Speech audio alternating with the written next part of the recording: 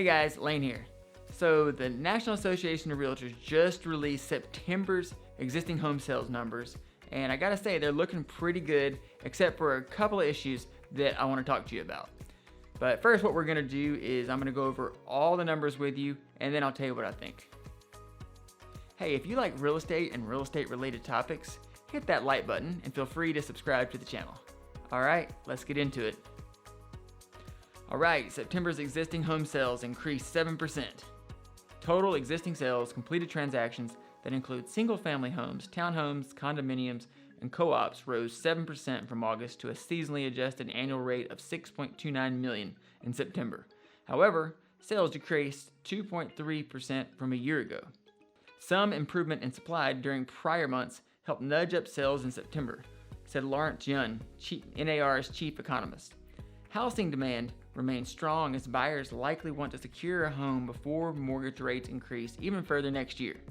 Total housing inventory at the end of September amounted to 1.27 million units, down 0.8% from August and down 13% from 1 year ago. Unsold inventory sits at a 2.4 month supply at the present sales pace, down 7.7% from August and down 2.7 months in September 2020. The median existing home price for all housing types in September was $352,800, up 13.3% from September 2020. As prices rose in each region, this marks 115 straight months of the year-over-year increases. As mortgage forbearance programs end and as home builders ramp up production, despite the supply chain material issues, we are likely to see more homes on the market as soon as 2022, said Yun. Properties typically remained on the market for 17 days in September, unchanged from August and down from 21 days in September 2020. 86% of homes sold in September 2021 were on the market for less than a month. That's a crazy number.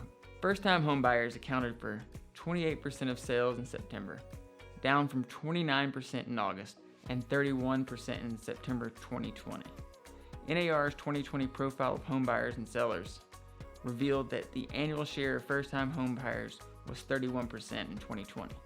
And guys, kind of a little side note on this is where we start to see a problem develop because, first-time home buyers only accounting for 28% of sales in September and it, coming down from 31%, in 2020.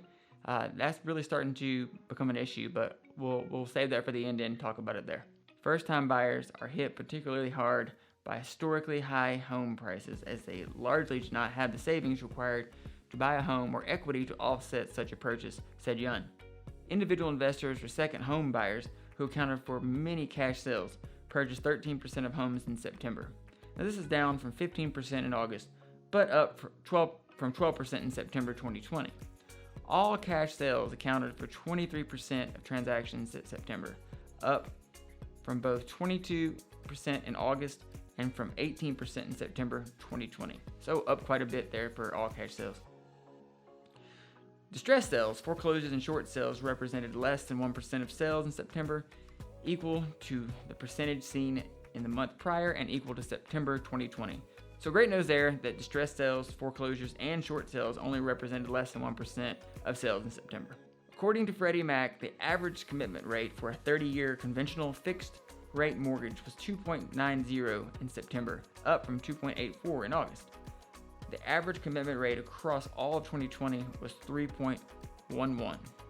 So as you can see, quite a bit lower. Now they get into single-family, condo, and co-op sales.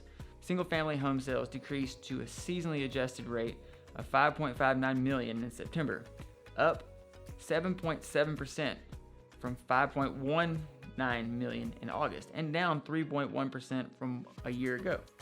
The median existing single-family home price was $359,700 in September, up 13.8% from September 2020.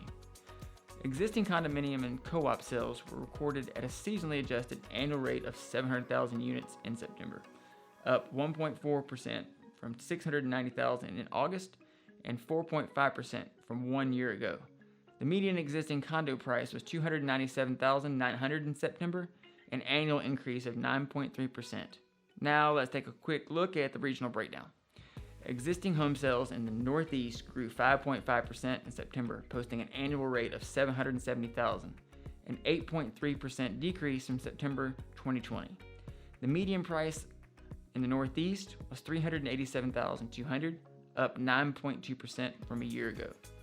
Existing home sales in the Midwest rose 5.1% to an annual rate of $1,440,000 in September, a 2.7% drop from a year ago. The median price in the Midwest was $265,300, a 9.1% increase from September 2020. Existing home sales in the South jumped 8.6% in September, recording an annual rate of $2,770,000, unchanged from a year ago. The median price in the South was $307,500, a 14.8% rise from 1 year ago. Existing home sales in the West climbed 6.5%, registering an annual rate of $1,310,000 in September, down 3% from 1 year ago. The median price in the West was $506,300, up 8.3% from September 2020. All right, guys, there you have it. That's the NAR, the National Association of Realtors, numbers for September's existing home sales. So my take is that the numbers look pretty good overall, but what concerns me a bit is that less and less people are taking that first step and becoming first-time home buyers. And let's face it, it's a lot more than just not building equity. It's the psychology behind it. You know, the psychology of being a homeowner versus a renter is totally different. It's that ownership mentality that's super important. And building equity not only makes people become wealthier, but it also makes people feel a lot wealthier. And it's probably that feeling that drives a lot of the economy. You think about it, when someone feels wealthier, when consumers feel wealthier, they're going to go out and consume more goods and services. They're going to buy more automobiles. They're going to upgrade their house. They're going to spend more money and take vacations, and that drives the economy.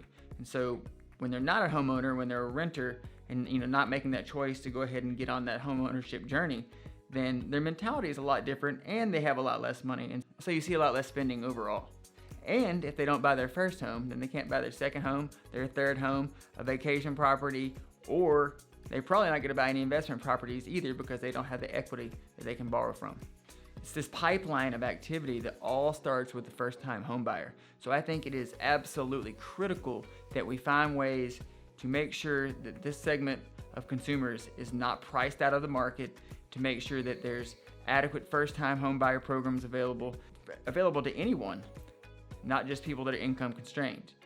And because first-time home buyers are such a big part of the national economy, I think that we need to find ways, whether it be through tax credits or other educational programs that are available.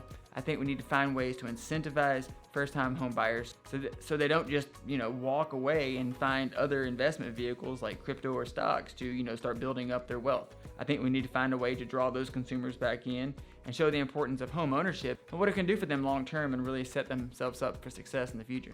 And guys, if we don't do something to protect these consumers, these potential future homeowners, we are all going to feel the economic and social consequences as we get down the line in a few years. And guys, I really feel like if something is not done to protect this group of consumers, this group of potential first-time home buyers, and if something is not done to help them get started on the homeowner's journey and not get priced out of the market and decide just to do something else.